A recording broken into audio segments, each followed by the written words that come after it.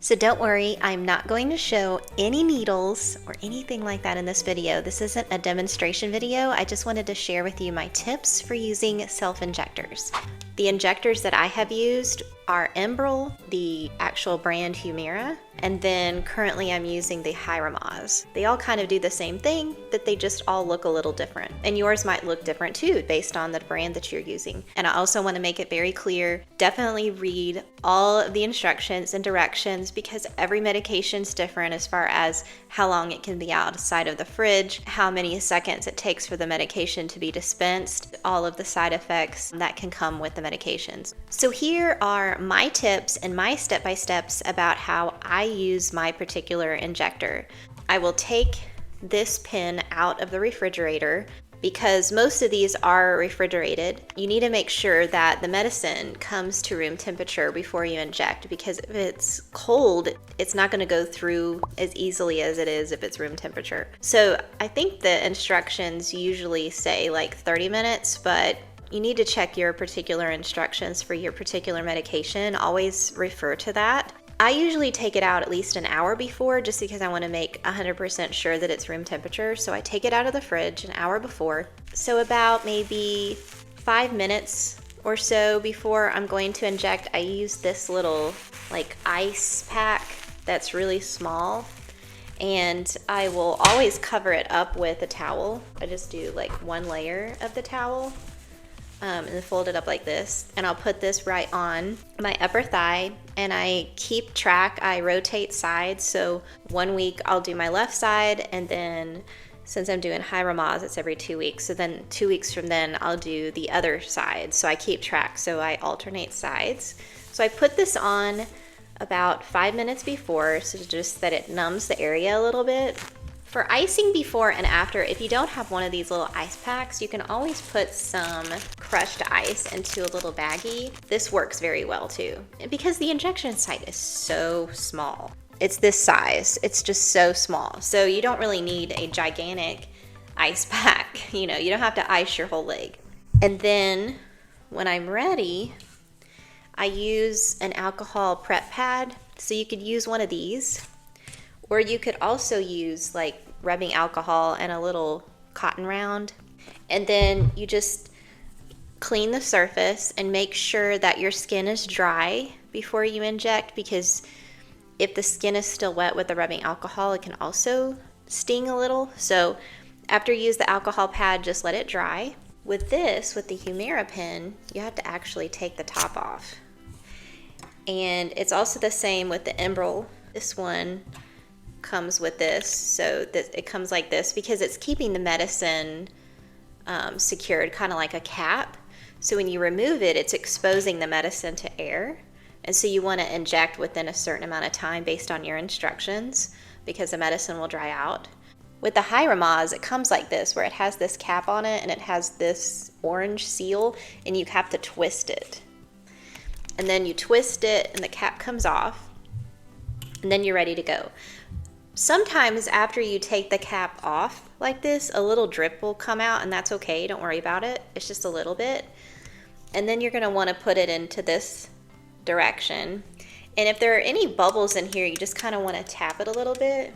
There's a window here where you can see the medicine. If there's any bubble there, you can just kind of tap it, but you want it to be in this direction. See where it has the arrow down? And it's so interesting how they're all different. Like this one has an arrow, this one doesn't. This one doesn't have an arrow either, but anyway. So you just want to tap it a little bit to make sure there are no bubbles. And then here you can see this is the safety cap. Make sure this is pushed in. This one's pushed in. And then this one too.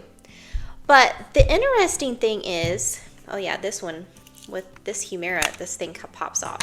The needle's covered, you can't see it. You can never see it actually. It's really great how these self-injectors work.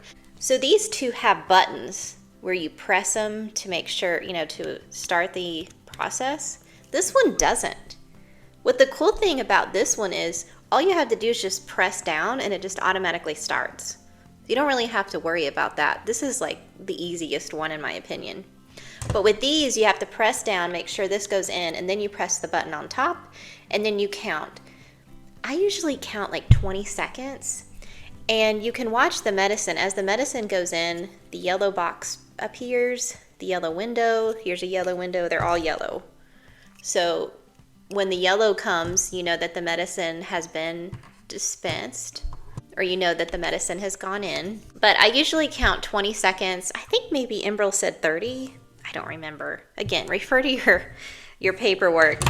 With the Hyramaz, it's usually less than 10 seconds. The medicine's already gone in. I don't know. I just kind of go overboard sometimes with everything. Like I take the medicine out earlier and like I ice and all this kind of stuff. I just kind of go overboard. So I count 20 seconds just to make sure it's completely gone in, and then you just lift it. So after you lift it off your skin, there will be a tiny bit of blood, and don't be worried about it. It's kind of normal. It's not a big deal.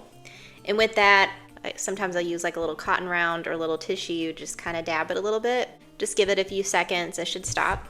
And then I use a little bit of Benadryl cream on top just to prevent any type of site reactions. And again, I'm like going way overboard. I like follow all the instructions just to make sure that I'm, taking precautions.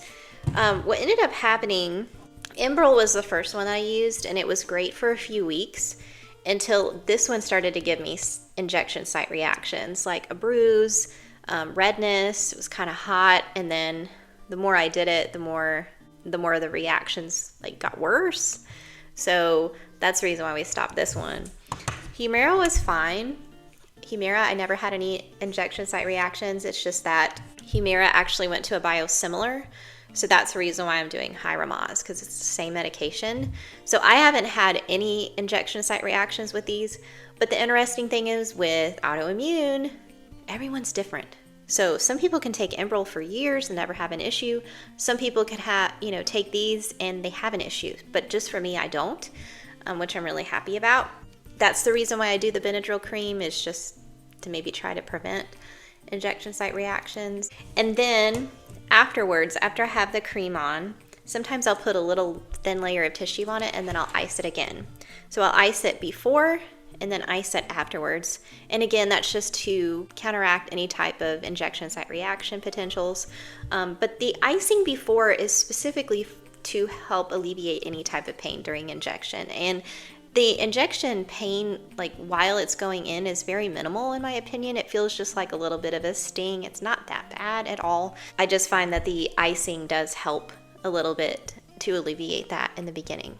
So afterwards, after you're done with everything, and you need to dispose of your pen. So we're not allowed to put these directly into the trash can with a regular trash because it has a needle, even though it's covered. So we're supposed to dispose of it in like a protected box of some sort. But from my insulin days, my doctor, somebody suggested this, I don't know, but to use an old laundry detergent container. And so this is what I use. I'm just kind of like, I'm a creature of habit. So as soon as I started using injectors again, I just started to use an old laundry detergent container. And this thing can hold a lot. So I highly recommend disposing of your needles or your injectors in a container like this. Easily pops in. And then once this thing is full, you can just put this into your trash. So the first self-injector that I used was Enbrel. I read a lot of different things about other people's tips for using self-injectors, and one of the tips that someone said was use or inject in your abdomen area because it has less pain. So I thought, okay, that's what I'm going to do. But unfortunately for me, and this was my experience, I had a misfire when I tried to inject into my abdomen, and I can explain why. The way it comes is it has this little white thing that pops off, and this one's already been used. You can already see the yellow in there because this one's a used one. When it hasn't been used yet, this is the little tip here, and I don't know, I guess this is called the safety cap. Right before you're about to inject, you need to make sure this piece has been pushed in completely into this area. And once this is completely not visible, pushed in, then it's ready. Then you just press the button, and then the medicine will start to come out of this window and go in. And once the yellow's there, you know it's done.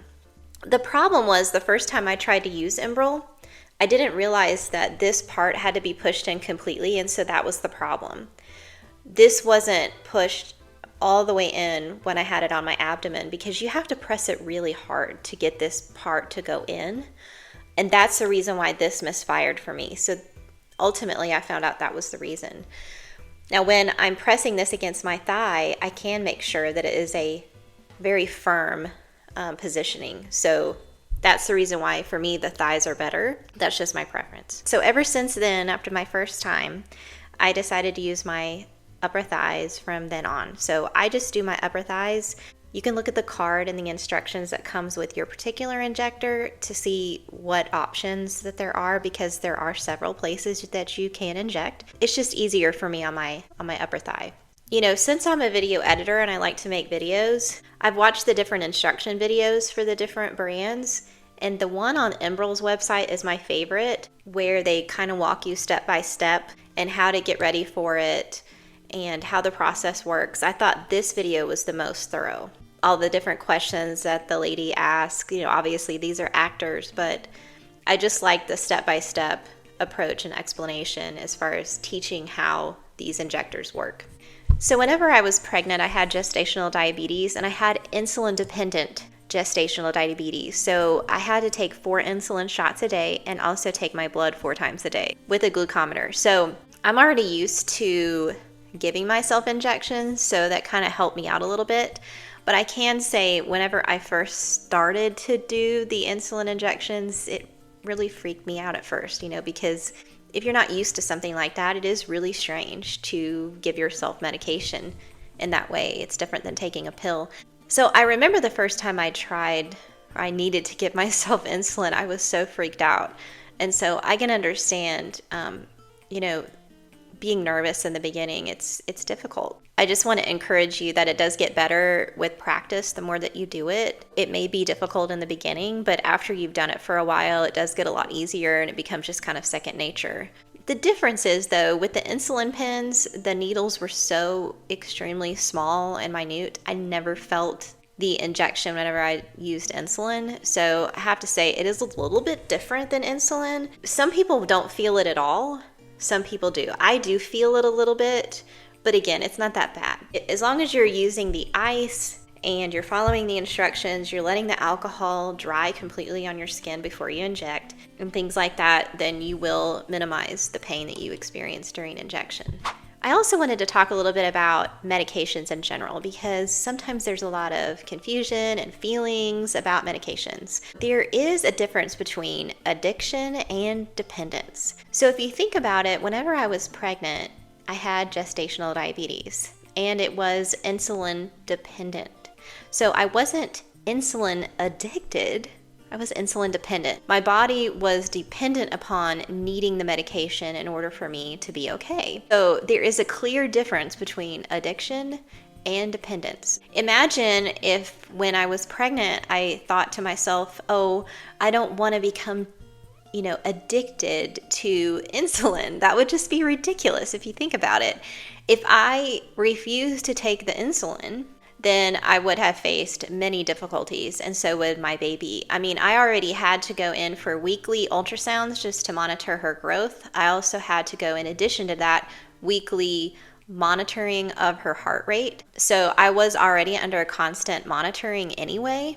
There can be serious consequences by not taking medication. Sometimes, we do get into a mindset where we think, do I need this medication or do I not? And in some cases, we really do. In my situation, initially I had to wait a little while for the enbrel to be approved by insurance. And I experienced a really bad flare during that time. And so I know what my body feels like or what happens or how it reacts when I don't have medication. I have serious pain, serious fatigue, and serious flu-like symptoms. I have to shift my mindset to, I'm not addicted to this. That's a totally different, separate thing. Addiction is when you're taking a substance that you do not need, and therefore it gives you negative consequences. By taking medication that you need, because your body needs it, and therefore the medication is offsetting symptoms that your body is experiencing, and therefore you have a positive outcome and positive consequences. So those are the differences. I just wanted to clarify that. And then what happened after I stopped enbrel and we were waiting for Humira to be approved by insurance, my body started to feel the effects or the symptoms of not having a medication. That's also something to take into consideration too. Everyone is on a different path and a different journey. Everyone has different severity of symptoms. My severity was very rapid onset in the very beginning. So everyone's situation's different. So you just evaluate it with your doctor, stay in contact with them. And I also want to make it very clear, definitely read all of the instructions and directions, because every medication's different as far as how long it can be outside of the fridge, how many seconds it takes for the medication to be dispensed, and all of the side effects that can come with the medications. So I just want to encourage you with the self-injectors is not as bad as it seems. It does take a little bit of a learning curve at first, but the more you do it, the more practice you have, it does get easier. It just becomes second nature. I know that it's easy to freak out at the beginning because it's different. It's like, we're not used to doing this kind of thing. So, but once you get into the routine, it's just second nature. So I wish you all the best with your journey and your treatment options. Sometimes these medications work, sometimes they don't. Then we shift into a different direction, and that's okay. Just want you to know you're not alone, and it's gonna be all right. I'm so thankful you're here, and thank you so much for watching. And if you haven't yet, please click subscribe, and I'll see you in the next video. Thanks, friends. Bye.